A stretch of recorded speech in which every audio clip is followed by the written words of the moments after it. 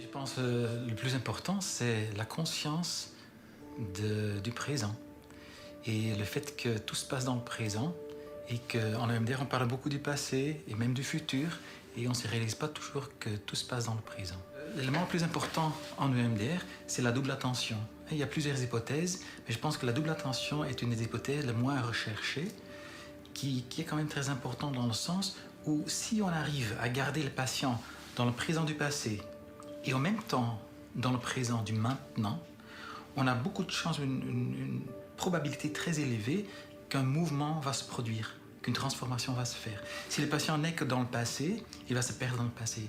Quand il est dans le présent, complet dans le présent, il ne va rien se passer. Donc il faut vraiment être capable de les garder dans cette double conscience.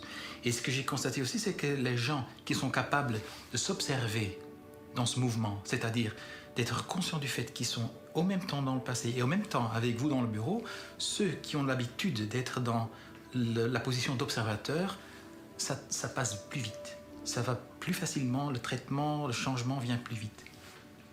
Et c'est pourquoi quand je demande à mes collègues est-ce que vous avez des gens qui ont fait la méditation?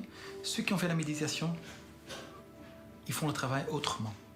Et donc, d'où la question, est-ce que ça n'a pas de sens d'introduire cet élément plus clairement dans la thérapie EMDR et pas de façon implicite comme l'a fait Francine dans son bouquin? Et là, on parle beaucoup, hein, mais c'est pas ce que moi j'ai retenu en tout cas dans ma formation. Que la double attention, c'est vraiment un élément très important. Ma position, ou ma thèse, c'est que ce qu'on pousse dans l'inconscient, là, il n'y a pas de temps. C'est dans le non-temps. Et donc, quand on invite les patients de remettre dans le temps, de dépasser la peur et l'évitement et de remettre dans le temps le matériel, alors on a une forte chance d'avoir un mouvement. Parce que, comme je dis, il n'y a pas de temps sans mouvement. Et c'est le fait qu'on a mis dans le non-temps, l'information figée dans le temps, congelée dans le temps, que ça ne bouge pas. Et si on n'invite pas le patient à faire ce mouvement de laisser venir dans le présent ce matériel qui était figé dans le non-temps, on ne va pas la faire bouger. Notre art en tant que thérapeute, c'est bien convaincre, si je peux dire, mais sécuriser la patiente assez pour qu'elle est capable de laisser venir dont elle a peur et les choses qu'elle craint trop. Et si on peut faire ça, parce qu'on est sécurisante et parce qu'on comprend ce qu'on fait, la patiente va le faire et elle va y aller et on va voir le changement. Si on fait le EMDR avec quelqu'un qui est pas capable d'y aller, ça va rien donner. Les gens vont dire, je vois vos doigts qui bougent, mais il n'y a rien qui se passe. Parce qu'on leur demande, allez-y, ça c'est toute la phase 3. Alors quand vous y pensez maintenant, qu'est-ce qui est là? Au niveau de l'image, au niveau de la cognition négative, au niveau même du VOC. Vous la ressentez comme vrai maintenant. L'émotion maintenant, le corps bien sûr, le corps c'est toujours maintenant.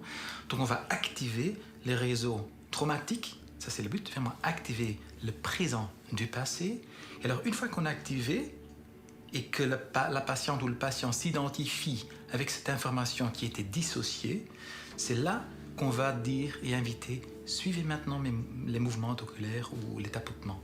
Et donc on va donner une double tâche. Vous êtes au même temps là que vous êtes là avec moi. Et c'est ce point singulier qui est le présent.